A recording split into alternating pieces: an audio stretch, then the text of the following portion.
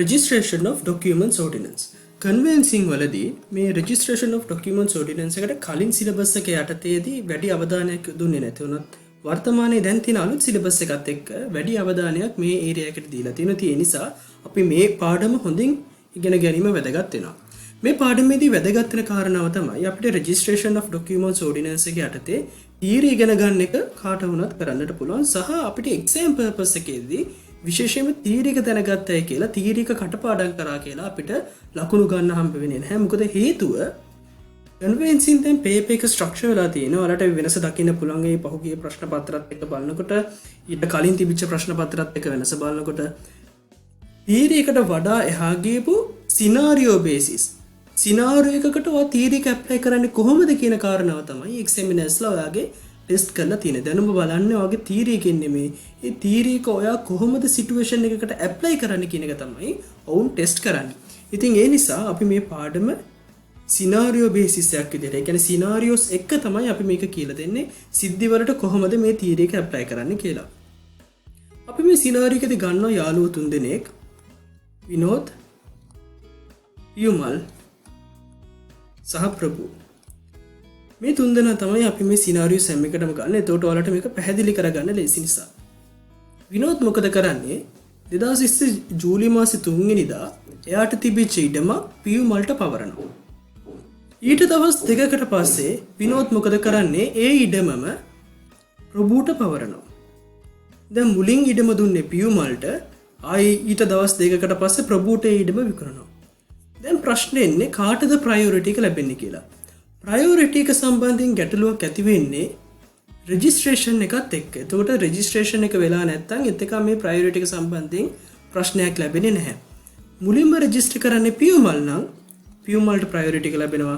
මුලින්ම රෙජිස්ටර් කරන්නේ ප්‍රභූ නම් ප්‍රභූට ප්‍රයොරිටි එක ලැබෙනවා. දැන් අපි බලමු ඊතුරු සිනාරියෝස් එක මේක වෙනස්කම ගැටලුකාරී තැන් ඇති වෙන්නේ කොහොමද කියලා. දැන් දෙවෙනි සිනාරියෝ එකේදී කියන්නේ ওই විදිහට ට්‍රාන්ස්ෆර් කරාම පියුමල්ට කලින් ප්‍රභූ ගිහිලා රෙජිස්ටර් කරනවා. දැන් ප්‍රභූට නෙමෙයි මුලින්ම ඉඩම පැවරුවේ. පියුමල් මුලින්ම ඉඩම මිලදී ගත්තේ. ඊට පස්සේ තමයි ප්‍රභූ මේක මිලදී ගන්නෙ. හැබැයි පියුමල්ට කලින් ප්‍රභූ ගිහිලා එදාම මේක රෙජිස්ටර් කරනවා. දැන් ප්‍රශ්නයක් ඇති වෙනවා. රෙජිස්ටර් කරපු කෙනාටද මුලින්ම මේ ඉඩමේ අයිතිය ලැබෙන්නේ? එහෙමත් නැත්නම් මුලින්ම මේ ඉඩමට සල්ලි ගෙවපු මුලින්ම මේ ට්‍රාන්සැක්ෂන් එකට සම්බන්ධ වෙච්ච පියුමල්ටද මේක ලැබෙන්නේ කියලා. ඒකට උත්තරේ අපි දැන් ඊළඟට කතා කරමු.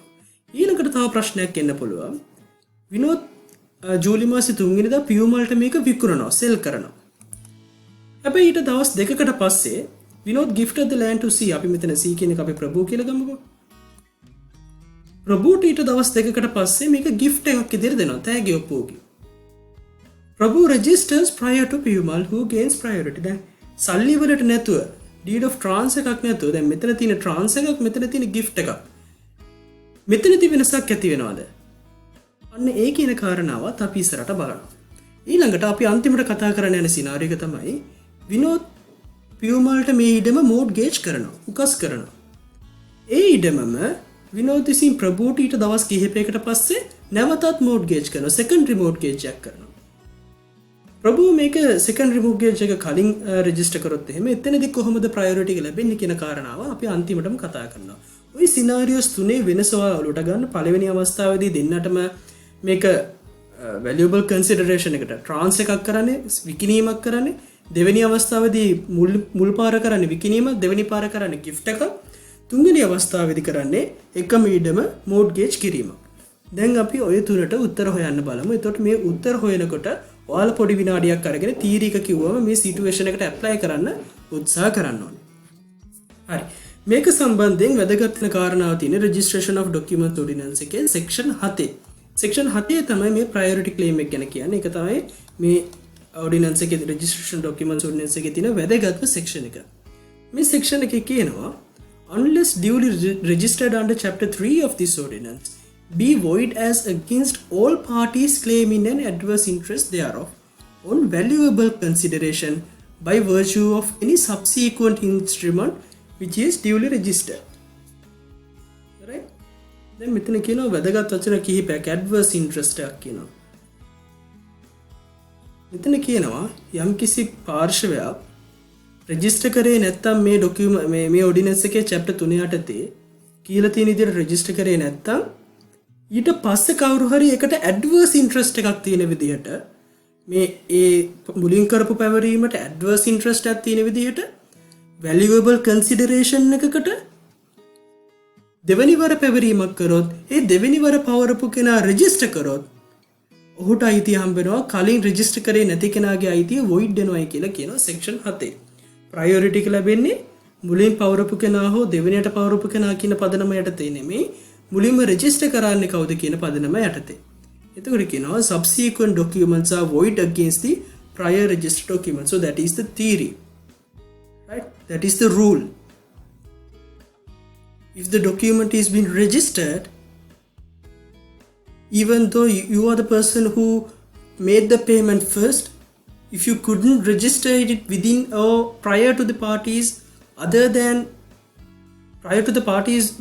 who have been transferred the document after your transaction, then you will not gain the priority, you will not get the title to the land. So therefore it is important that you register your document as soon as possible. Lawyer කෙනෙක් විදිහට ඔයාලඟ අද කෙනෙක් ඇවිල්ලා ඔයාගෙන් ඉඩම විකුණලා ගිහිල්ලා ඉවරලා ඔයා client කියනවා මම අදම මේක රෙජිස්ටර් කරන්නම් කියලා. නමුත් ඔයාට තව ඉඩමක් දවස් 3කින් විතර හම්බෙන්න තිබ්බ නිසා ඔයා මොකද කරන්නේ දෙකම එක සැරේ රෙජිස්ටර් කරන්න පුළුවන් කියලා. ඒ දවස් 3කින් ඒ ඉඩමත් රෙජිස්ටර් කරාට පස්සේ දැන් ඉඩම් දෙකම එක සැරේ රෙජිස්ටර් කරන්න ආය යවනවා. දැන් එතකොට ඒ අතර වාරයේදී අර සෙල මේ බයගෙන් සල්ලි අරගෙන තවත් පුද්ගලයෙක්ට දැන් මේ ඉඩම විකුණලා නම් ඒ පුද්ගලයා එදා දවසේම ඒ ලෝය එදා දවසේම ගිහලා නෝටරි පබ්ලික් ඒක රෙජිස්ටර් කරොත් ඔහුට ප්‍රයොරිටි එක හම්බ වෙනවා. එතකොට ඔයාටත් ගැටලුකාරී අවස්ථාවලට මුහුණ දෙන්න සිද්ධ වෙනවා. මොකද ඔයා අවශ්‍ය කාරණාව as soon as possible ඒ වෙලාවෙම සිද්ධ කරපු නැති නිසා. ඒ නිසා මේ සෙක්ෂන් එක ඉතාමත් වැදගත්. අපි මේ කතා කරන ඉස්සරහට දැන් තවදුරටත් අර සිනාරියෝස් එක්ක. දැන් අපි අරක කතා කරපු එක සිනාරියෝ එකක් තමයි. දැන් ඔයාලට පළවෙනි සිනාරියෝ එක ගැන අවබෝධයක් තියෙනවා. Vinod sells the land to Perumal, Vinod sells the same land to Prabhu. එතකොට මුලින්ම මේක විකුණන්නේ ජූලි 3 වෙනිදා පියුමල්ට. ජූලි 5 වෙනිදා තමයි ප්‍රභූට විකුණන්නේ. නමුත් ප්‍රභූට විකුණුවම ප්‍රභූ එදාම මේක රෙජිස්ටර් කරනවා. පියුමල් රෙජිස්ටර් කළා නෑ. එහෙනම් ප්‍රයොරිටි එක ලැබෙනවා කාටද? ප්‍රයොරිටි එක ලැබෙනවා ප්‍රභූට. ඊට පස්සේ දෙවෙනි අවස්ථාවේදී අපි අර කියපු valuable consideration කියන කතාව ඉතාමත් වැදගත්. මෙතන කියනවා valuable consideration එක යටතේ මේ පැවරීම දෙවෙනි වර කරන පැවරීම රෙජිස්ටර් කරන්න නම් එතන තියෙන්න ඕනේ කියනවා valuable consideration එකක්. දැන් මේ උදාහරණ විදිහට දෙවෙනි අවස්ථාවේදී දැන් පළවෙනි පාර විනෝද ඉඩමක් විකුණනවා පියුමල්ට. ඒක ට්‍රාන්ස් එකක් සෙල් එකක් විකිණීමක්. විකුණුම් කරයක් යටතේ තමයි විකුණන්නේ. නමුත් විනෝද ප්‍රභූට මේක ට්‍රාන්ස්ෆර් කරන්නේ gift එකක් විදිහට. ඒතකොට gift එකක් වුණාම ඔයාලා දන්නවා gift එකක valuable consideration එකක් නැහැ. අපි commercial law 1 වලදීත් මේක කතා කරනවා. commercial law 2 වලදීත් අපි මේක කතා කරනවා sales of goods ordinance එක යටතේ ඇයි gift එකක් sales of goods ordinance එකට වැටෙන්නේ නැත්තේ කියලා. මොකද gift එකක් අපි සලකන්නේ valuable consideration එකක් නැති දෙයක් විදිහට. එතකොට දෙවනි ට්‍රාන්සැක්ෂන් එක උනේ valuable consideration එකකට නෙමෙයි නම් එහෙම valuable consideration එකට නැතුව දීපු දෙයක් රෙජිස්ටර් කරා කියලා එයාට ප්‍රයොරිටි එක ලැබෙන්නේ නැහැ. valuable consideration එකක් තියෙන දෙයක් තමයි priority claim සඳහා requirement එකක් විදිහට සලකනවා. එතකොට priority claim කරන්න නම් අනිවාර්යයෙන් මේ පැවරීම valuable consideration එකක් යටතට වෙන්න ඕනේ. So in such instances, since the transaction or the transfer to the Prabhu was not with a valuable consideration, even though he registered prior to Perumal, he is not entitled to a priority claim. So when Perumal registers it, he will get the priority. So the answer would be Perumal get the priority once he registered the land. Right?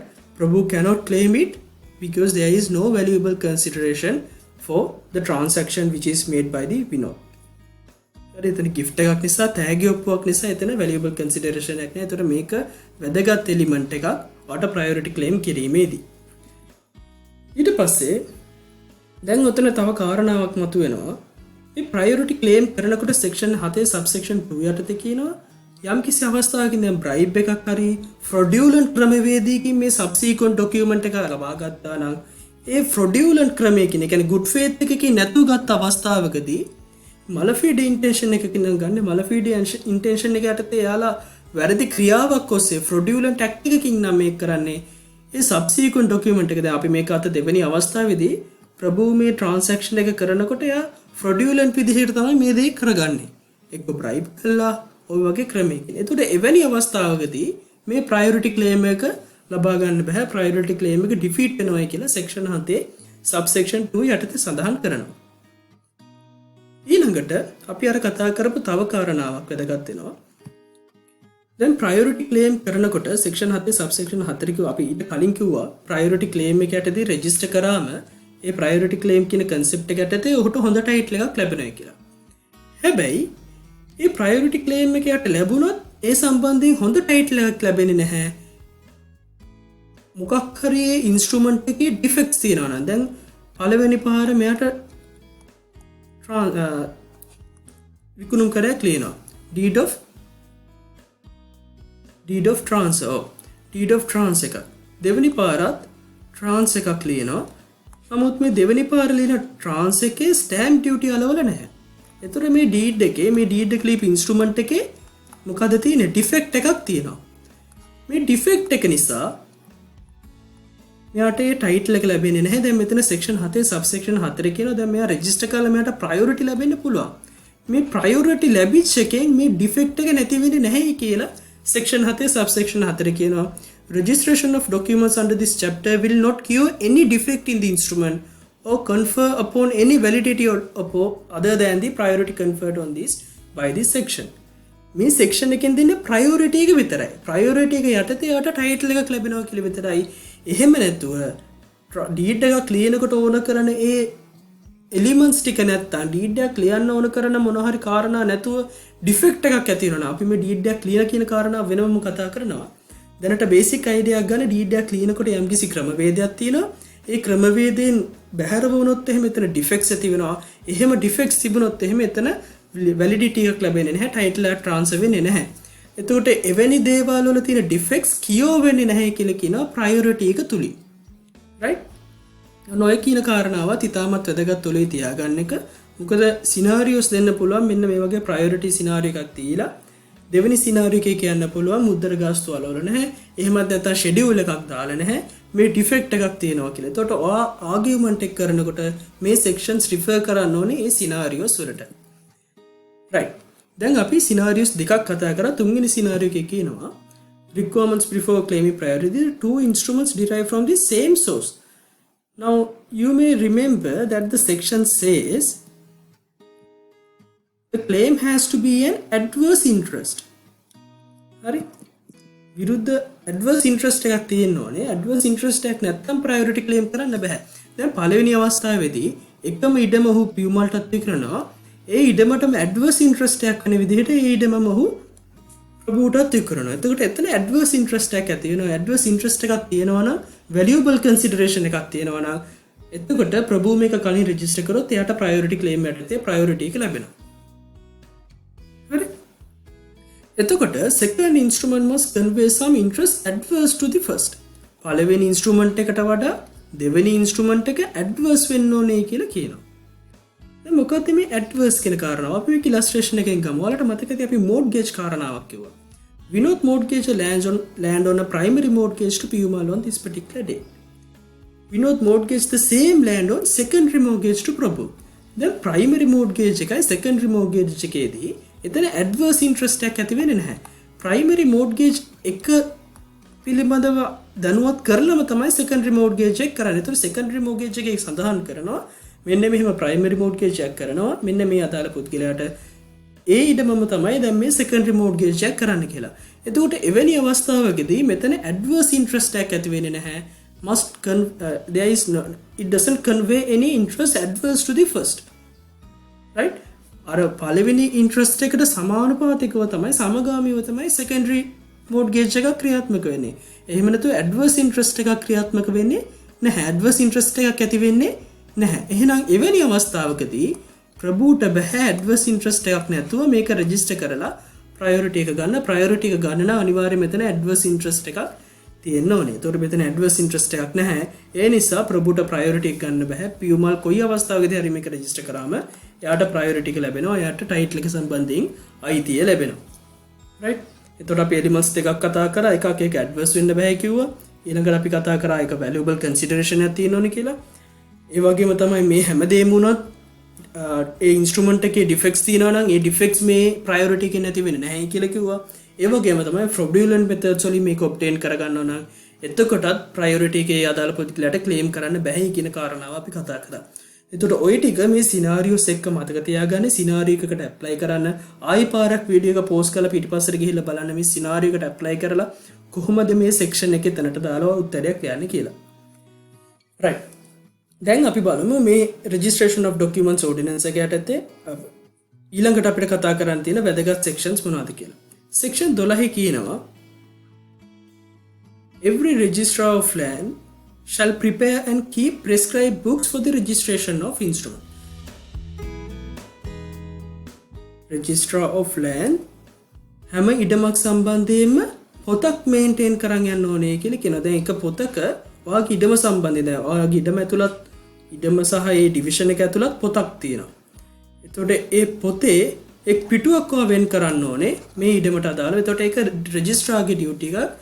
Registrar of land shall prepare and keep prescribed books for the registration of instruments. Right?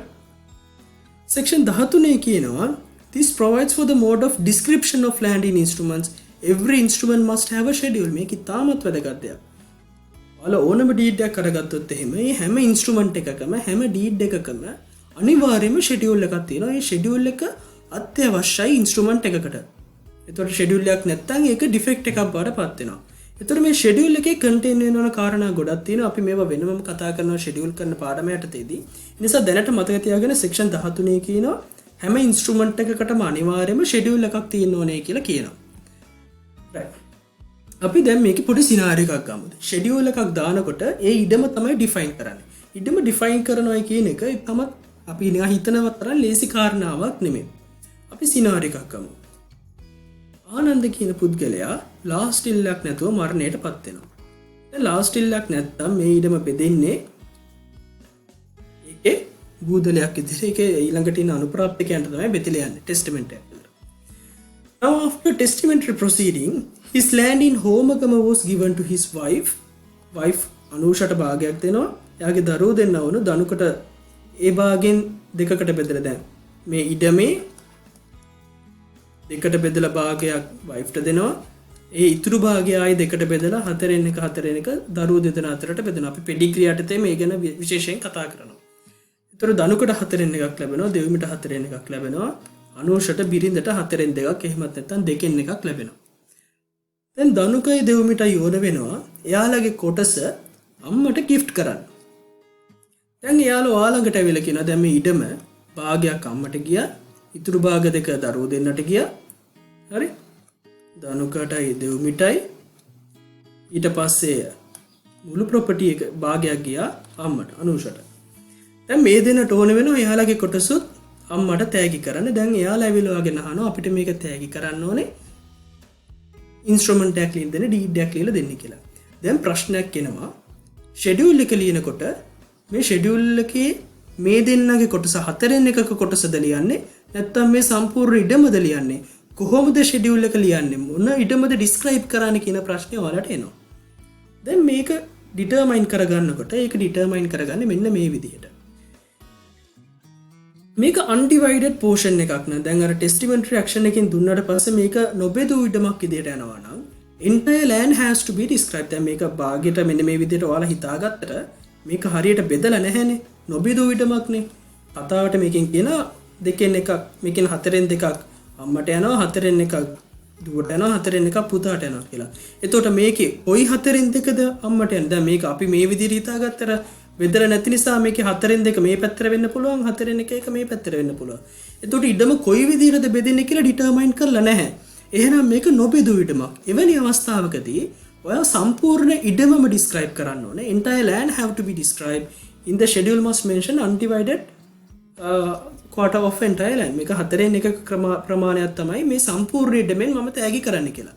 එතකොට schedule එකේ මේ සම්පූර්ණ ඉඩම සටහන් කරලා මේ සම්පූර්ණ ඉඩමෙන් හතරෙන් එකක් කියන කාරණාව සඳහන් කරාන ප්‍රමාණවත්. ඊට පස්සේ මේක ඩිවයිඩඩ් පෝෂන් එකක් නෑ. දැන් මෙයාලා ටෙස්ටිමන්ටරි ඇක්ෂන් එකෙන් පස්සේ මෙයාලා ඩිවයිඩ් කරගත්තා. ඩිවයිඩ් කරාන් පස්සේ මේ විදිහට බෙදා ගන්නවා. මෙන්න මේ ප්‍රමාණය අනූෂට, මෙන්න මේ ප්‍රමාණය දුවට, මෙන්න මේ ප්‍රමාණය ධනුකට කියලා.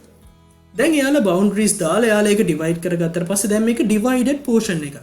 ඒතකොට ඩිවයිඩඩ් පෝෂන් එකක් නම් එයාලා ඒක ෂෙඩියුල් එකේ දාන්න ඕනේ. එයාලා මුලින්ම මේ ඩිවයිඩඩ් පෝෂන් එකට එන ප්‍රධාන ඉඩම එන්ටයර් පෝෂන් එක සටහන් කරන්න ඕනේ ෂෙඩියුල් එකේ. ඊට පස්සේ ඒකෙන් ඩිවයිඩඩ් වෙච්ච පෝෂන් එක කියලා ඩිවයිඩඩ් පෝෂන් එක ඩිස්ක්‍රයිබ් කරන්න ඕනේ. එතකොට මේක අතර සෙක්ෂන් 13 එකේ විදිහට ෂෙඩියුල් එකක් යටතේ දක්වන්න ඕනේ. ඉතින් ඔන්න ওই විදිහට තමයි ඔයාලා ෂෙඩියුල් එකකට ඉඩම දානකොට ඒ ඉඩම ඩිටර්මයින් කරගන්නේ ඔන්න ওই විදිහට. එතකොට මේ වගේ සිනාරියෝස් එක්ක සිද්ධිත් එක්ක ඔයාලා ඩිටර්මයින් කරන්න බලන්න කොහොමද ඉඩමක් අයිඩෙන්ටිෆයි කරගන්නේ කියන කාරණාව. right.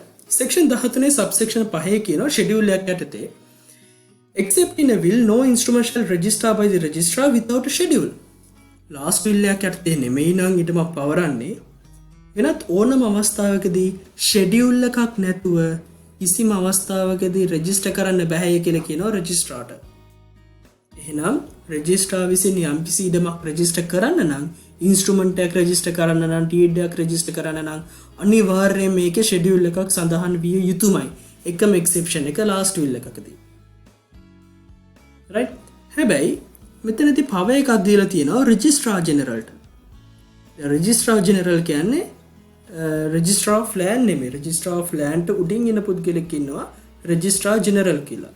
ඒතර මේ රෙජිස්ට්‍රාර් ජෙනරල්ට පව එකක් දීලා තියෙනවා, ඩිස්ක්‍රිෂනල් පව එකක් දීලා තියෙනවා. එයාට සැන්ක්ෂන් එකක් කරන්න පුළුවන්, නියෝගයක් කරන්න පුළුවන්. මේ සැන්ක්ෂන් එකක් කරොත් එවැනි අවස්ථාවකදී ලෑන්ඩ් රෙජිස්ට්‍රාර්ට පුළුවන් ෂෙඩියුල් එකක් නැති වුණත් without a schedule register කරන්න. right. Registrar General may give sanction and only upon such sanction registrar has power to register it without a schedule. right. එතකොට තව සිටුේෂන් එකක් ෂෙඩියුල් එකක් නැතුව රෙජිස්ටර් කරන්න පුළුවන්. එතකොට ප්‍රශ්නයක් එනවා රෙජිස්ට්‍රාර් ජෙනරල්ට මොන අවස්ථාවලදීද මෙන්න මේ වගේ සැන්ක්ෂන් එකක් දෙන්න පුළුවන් කියලා. පළවෙනි අවස්ථාව තමයි රෙජිස්ට්‍රාර් ජෙනරල් සැටිස්ෆයි වෙනවා නම් ෂෙඩියුල් එකක් නැතුව මේ ඉඩම ගැන ඩිස්ක්‍රයිබ් කරලා තියෙන ප්‍රමාණයෙන් ෂෙඩියුල් එකේ අඩංගු හැම කරුණක්ම සඳහන් වෙලා තියෙනවා නම් ඒ ඉඩම අයිඩෙන්ටිෆයි කරගන්න පුළුවන් sufficient details description එකේ සඳහන් කරලා තියෙනවා නම් reasonable certainty එකකින් තියෙනවා නම් අන්න එවැනි අවස්ථාවකදී ෂෙඩියුල් එකක් කියලා වෙනම එකක් නැති වුණත් ඒ ඩිස්ක්‍රිප්ෂන් එකේ හැමදේම සඳහන් වෙනවා නම් යාට ඒක මෙන්න මේක තමයි ඉඩම් කොටස කියලා හඳුනා ගන්න පුළුවන් නම් එහෙනම් ෂෙඩියුල් එකක් නැතු වුණත් මේක රෙජිස්ටර් කරන්න කියලා නියෝගයක් කිරීමේ හැකියාවක් තියෙනවා. දෙවෙනි අවස්ථාව තමයි if it is impracticable to insert required details in the schedule. Schedule එකට ෂෙඩියුල් එකේ කියන සමහර කාරණා දාන එක ප්‍රැක්ටිකල් නැත්තම් එවැනි අවස්ථාවකදී රෙජිස්ට්‍රාර් ජෙනරල්ට සැන්ක්ෂන් එක තියෙනවා ඩිටර්මයින් කරගන්න පුළුවන් සැන්ක්ෂන් එකක් කරන්න. එයාගේ ඩිස්ක්‍රිෂන් එක යටතේ මේක ඉම්ප්‍රැක්ටිකබල් කියන එක එතකොට සිටුේෂනල් වයිස් වෙනස් වෙනවා. ඒ අනුව ඩිටර්මයින් කරලා යාට පුළුවන් සැන්ක්ෂන් එකක් දෙන්න ෂෙඩියුල් එකක් ඕනේ නැහැ ඔන්න ඔය ඉඩම රෙජිස්ටර් කරන්න කියලා. ඔය කාරණාව සටහන් කරන්න සෙක්ෂන් 13 සබ්සෙක්ෂන් 5 යටතේ. ඊට පස්සේ සෙක්ෂන් 13 සබ්සෙක්ෂන් 7 යටතේ තව වැදගත් කාරණාවක් තියෙනවා. prior registration එක මේකත් ඉතාමත් වැදගත්. හැම ඩීඩ් එකකම අනිවාර්යයෙන්ම උඩින් සටහන් කරන්න ඕනේ මේ ඩීඩ් එකට අදාළ prior registration එක. මේ prior registration එක කියන එක කිසිම අවස්ථාවක නැති කරන්න බෑ. ඔයාට සිද්ධියක් දීලා කියන්න පුළුවන් මේ සිද්ධිය යටතේදී prior registration එකක් දාන්න ඕනේද කියලා ඔයාගෙන් අහනවා. ඔයා client කොහොමද advice කරන්නේ prior registration එකක් දාන්න ඕනේ කියලා. හොඳට මතක තියාගන්න අපි ටයිටල් සර්ච් එකක් කරන්න ඕනේ notary public කෙනෙක් විදිහට. හැබැයි ටයිටල් සර්ච් එකක් කරනකොට client ලා යාලා in writing දෙනවා නෑ ටයිටල් සර්ච් එකක් කරන්න ඕනේ නැහැ අපි මේක transfer කරමු කියලා. එවැනි අවස්ථාවක ඒක in writing ගත්තට පස්සේ ඔයාට පුළුවන් ටයිටල් සර්ච් එකක් නොකර ඒ ඉඩම පවරන්න. හැබැයි එහෙම කරත් මේ section 13 subsection 7 තියෙන requirement එක apply වෙනවා. ටයිටල් සර්ච් එකක් නොකරත් අනිවාර්යයෙන්ම ඔයා prior registration එක සටහන් කරන්න ඕනේ. ඒක mandatory requirement එකක්. එතකොට ටයිටල් සර්ච් එකක් නොකරත් prior registration එක දාන්න ඕනේ. ඒක හැම instrument එකේම උඩ at head of every instrument reference to the volume and folio of earlier registration. කලින් registration එකේ volume සහ folio එක. එහෙමත් නැත්නම් ඊයදාල පොත සහ පිටු අංකය සඳහන් කරන්න ඕනේ. මේකෙත් එකම exception එක will එකකදී. will එකකදී prior registration එක දාන්න ඕනේ නැහැ. නමුත් අනිත් හැම අවස්ථාවකදීම gift එකකදී trans එකකදී lease එකකදී ඕනම දෙයකදී prior registration එක සඳහන් කරන්න ඕනේ කියලා section 13 subsection 7 යටතේ සඳහන් කරනවා. right. දැන් එනවා ඇයි මේ registration එකක් කරන්න කියලා. registration එකක් කරන්නේ දැන් දෙන්නෙක් අතර ඉඩමක් සම්බන්ධයෙන් transaction එකක් වුණාම ඒ දෙන්න ඒ ගැන දැනුවත් වුණාට අනෙක් පිරිස දන්නේ නැහැ මේ ඉඩම transfer වෙලාද කියලා. දැන් එතකොට මේ අනෙකුත් පාර්ශවයන්ට public එකට to inform the public regarding the ownership of a particular property මේ අදාළ property එකේ ownership එක දැන් කාටද තියෙන්නේ කියන කාරණාව සම්බන්ධයෙන් ඒක determine කරගන්න තමයි public එකට මේ ගැන දැනුවත් කරන්න තමයි registration එකක් කරන්නේ. එතකොට කවුරු හරි පුද්ගලෙක්ට මේ ඉඩමේ හිමිකාරත්වයේ තියෙන කාටද කියලා දැනගන්න ඕන නම් එයාලට බලන්න පුළුවන් ටක් ගාලා ඒ අදාළ land registry එකේ volume folios අරගෙන මේ ඉඩමට අයිති දැන් ඉඩම තියෙන කාගේ නමටද කියලා ටයිටල් එක හොයාගන්න පුළුවන්. නමුත් එහෙම books maintain කරේ නැත්නම් registration එකක් තිබ්බේ නැත්නම් අපි දන්නේ නැහැ යම්කිසි ඉඩමක් යම්කිසි නිවසක් කාටද අයිති වෙලා තියෙන්නේ කියලා. ඒතකොට මේකේ object එක තමයි මේ registration වලදී buyers ලව protect කර ගැනීම එකක්. අනෙක් පැත්තෙන් public එක මේකෙන් ආරක්ෂා කරන්න. public එක මේ පිළිබඳව දැනුවත් කරන්න. right. ඊළඟට තවත් වැදගත් කාරණාවක් වෙනවා. අපි දැන් හැමතැනම කිව්වා මේ volume සහ folio කියලා. මේ volume සහ folio කියන එක section 17 ට කියනවා. මේ scenario එක කියව ගන්න මේ දීලා තියෙන theory එක කියව ගන්න. දැන් සාමාන්‍යයෙන් යම්කිසි ප්‍රදේශයක land registry එකද යම්කිසි area එකක මෙන්න මේ තියෙන ඉඩම් වලට land registry එකක් තියෙනවා. එතකොට ඒකේ division එකක් දාලා land registry එකට මෙන්න මේ area එකේ ඉඩම් සම්බන්ධයෙන් ඔයාලට තමයි බලය තියෙන්නේ කියලා කියනවා. එතකොට ඒ division එකේ එක එක කොටස් වලට land registry එක වෙන වෙනම පොත් maintain කරගන්නවා. එතකොට මේ කොටසට අදාළ පොත් මේ ඉඩම් වල විස්තර තියෙන්නේ මෙන්න මේ පොතේ පළවෙනි පොතේ. මේ විස්තර ටික තියෙන්නේ දෙවෙනි පොතේ. මේ විස්තර ටික තියෙන්නේ තුන්වෙනි පොතේ. ওই විදිහට යාලා පොත් වෙන් කරගන්නවා එක එක division වලට. එතකොට මේ division වලට වෙන වෙනම පොත් තියෙනවා. right? ඊට පස්සේ මේ division එකේ මං කොහොන ඉඩම් කිහිපයක් තියෙනවා කියලා. ඒ ඉඩම් කිහිපයට වෙන වෙනම තල් ගහවත්ත. ඒකට එක පිටුවක් ඊළඟ පිටුවේ දෙල් ගහවත්ත. ඔය ආදී විදිහට ඉඩම් වලට වෙන වෙනම පිටු ඒ අදාළ ඩිටර්මයින් කරගත්ත ඩිවිෂන් එකට අදාළ වෙන වෙනම පිටු සඳහන් වෙනවා මෙන්න මේ හැම land registry එකම. එතකොට ඔයාගේ ඉඩම ඒකයි අයිති වෙද්දී අපි volume කියලා කියනවා book එකට folio කියලා කියනවා පිටුවට. එතකොට මේ volume සහ folio එකෙන් දැන් ඔයාගේ land එක සම්බන්ධයෙන් ප්‍රශ්නයක් ආවම අපි කියමුකෝ ඔයාගේ ඉඩම ඇවිල්ලා දෙල් ගහවත්ත කියලා. එතකොට මේ දෙල් ගහවත්ත කියන එක සම්බන්ධයෙන් ඔයාට search එකක් කරන්න ඕන නම් ඔයා කියන්න ඕනේ මෙන්න මේක තියෙන පොත මොකද්ද? තුන්වෙනි පොතේ 25 වෙනි පිටුවේ. එතකොට ඔයාට පුළුවන් තුන්වෙනි පොතට අක් ගාලා ගත්තා. ඒකේ 25 වෙනි පිටුවට පෙරළුවම ඔයාට තියෙනවා ආගේ ඉඩම සම්බන්ධයෙන් විස්තරය. දැන් එතකොට අපි මෙහෙම transaction කරනකොට කාලයක් ගියාම මේ පොත ඉවර වෙනවා. මේ පිටු ඉවර වෙනවා. දැන් එතකොට මේ මෙතනට තව කොලයක් attach කරන්නේ නැහැ. ඔයා මේකට කරනවා cross reference එකක්. cross reference එකක් කරලා මේ cross reference එක අරන් යනවා තවත් පොතකට. තවත් පිටුවකට. ඊට පස්සේ ඒ පිටුවේ උඩින් සටහන් කරනවා මෙන්න මේ ඉඩම මෙන්න මේ volume එකේ මේ folio එකෙන් තමයි මේ ඉඩම සඳහන් වෙන්නේ. එතකොට මේ volume සහ folio එකෙන් ඉදිරියට ගෙන ආපු කොටස තමයි මේ තියෙන්නේ කියලා. එතකොට දිගටම මේක කරගෙන ගිහලා ආයේ කිවරනත් ඔයාලට පුළුවන් තව පොතකට යන්න. එතකොට title search එක කරනකොට දැන් ඔයා අන්තිමටම ආවේ මෙන්න මේ පොතට. මේ පොත දැක්කම ඔයාට තේරෙනවා right මේ ඉඩම සම්බන්ධයෙන් තව registration කලින් පොතක තිබිලා තියෙනවා. එහෙනම් මම ඒකත් search කරන්න ඕනේ. එතකොට ඒ පොතට යන්න ඕන කරන ඒ cross reference එක මෙතන සඳහන් කරලා තිනවා. යටින් ඉඳන් උඩට නම් එන්නේ. ඒ යටින් ඉඳන් උඩට එනකොට මෙතනින් එහාට කොහොමද කියන්නේ කියන එක සම්බන්ධයෙන් cross reference එකක් තියෙනවා. ඕක තමයි volume එකක්, folio එකක් සහ cross reference කියන කාරණා සම්බන්ධයෙන් වැදගත් වෙන්නේ. මේ ඉඩමේ විස්තර ටික පවත්වාගෙන යන්නේ ඔන්න ඔය කියන පොත්වල සහ අපි ඔය පත්තිරු කියලා සටහන් කරන්නේ ඔන්න ඔය කියන කාරණාවට. right. දැන් ප්‍රශ්නයක් එනවා. ඩිවිෂන් එක සම්බන්ධයෙන් ගැටලුකාරී තත්ත්වයක් ආවොත් එහෙම. සිහින මන්දිර කියලා ඉඩමක් තියෙනවා. මේ ඉඩම රෙජිස්ටර් කරලා තියෙන්නේ කොළඹ land registry එකේ. And now it has been produced to the Gampaha land registrar to register it in the Gampaha land registry due to change of the division. දැන් division එක දැන් කලින් තිබුණේ මේ ටික ඔක්කොම කොළඹ මේ ටික ගම්පහ කියලා. නමුත් ඔය division වෙනස් කරාට පස්සේ දැන් division එක මෙතනින් වෙනස් වෙනවා. දැන් මේ කොළඹට ඉස්සෙල්ලා තිබිච්ච ඉඩම් ටික දැන් අයිති වෙන්නේ ගම්පහ land registry එකට. දැන් මේ වගේ අවස්ථාවකදී සිනාරියෝ එකකදී වාගෙන් අහනවා what is the procedure to be followed by the Gampaha land registrar to register the land in Gampaha land registry? දැන් මේ කොළඹ තිබිච්ච ඉඩමක් දැන් ගම්පහ land registry එකට එවනවා. ගම්පහ land registrar මොකද කරන්න ඕනේ? දැන් මේක register කරන්න. right? මොකද දැන් එයා කරන්න ඕනේ කියන කාරණාව අපි ඉස්සරහට බලමු. දෙවෙනියට අහන තව ප්‍රශ්නයක්. මෙන්න මේ ඉඩම මිලදී ගන්න ඕන කරනවා ප්‍රවීන්ට. ප්‍රවීන් නාට ඇවිල්ලා කියනවා මම මෙන්න මේ ඉඩම ගන්න කැමතියි. මට මේ ඉඩම අරගන්න පොඩි ටයිටල් සර්ච් එකක් කරලා දෙන්න කියලා. දැන් එතකොට ඔයා ටයිටල් සර්ච් එක කරනකොට ටයිටල් සර්ච් එක කරන්නේ ගම්පහ land registry එකේද එහෙමත් නැත්නම් කොළඹ land registry එකේද? ඔන්න ඔය කියන ප්‍රශ්නේත් ඔයාලට දැන් එනවා. අපි ඒකත් දැන් ඉස්සරහට කතා කරමු. right. පළවෙනි ප්‍රශ්නෙට උත්තරේ. ගම්පහ land registrar දැන් මොකද කරන්නේ මේ වගේ අවස්ථාවකදී? එයා මොකද කරන්නේ? අර කලින් විදිහටම දැන් මේ අලුත් ඩිවිෂන් එකට අදාළ පොතකුත් ඊට පස්සේ ඒ පොතේ වෙනම පිටුවකුත් ෆෝලියෝ එකකුත් වෙන් කරනවා ඒ අදාළ ඉඩම් වලට. එයා අලුතින් ෆෝලියෝ එකක් ඕපන් කරලා මේක cross reference to the volume and folio in the land registry.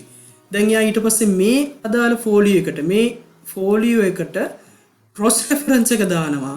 Colombo land registry එකේ මේ ඉඩම සම්බන්ධයෙන් තිබිච්ච volume එකයි මේ ඉඩම සම්බන්ධයෙන් තිබිච්ච ෆෝලියෝ එකයි සටහන් කරනවා. එතකොට ඒකේ මේ ඉඩම සම්බන්ධයෙන් අයිතිය සම්බන්ධයෙන් මොන හරි ගැටලුකාරී තත්ත්වයක් තිබ්බොත් ඒක හොයාගන්න පුළුවන් cross reference එකක් තියෙනවා. ඊට පස්සේ දිගටම ගම්පහ land registry එකේ මේ volume folio එකේ යට පුළුවන් දිගටම කරන් යන්න.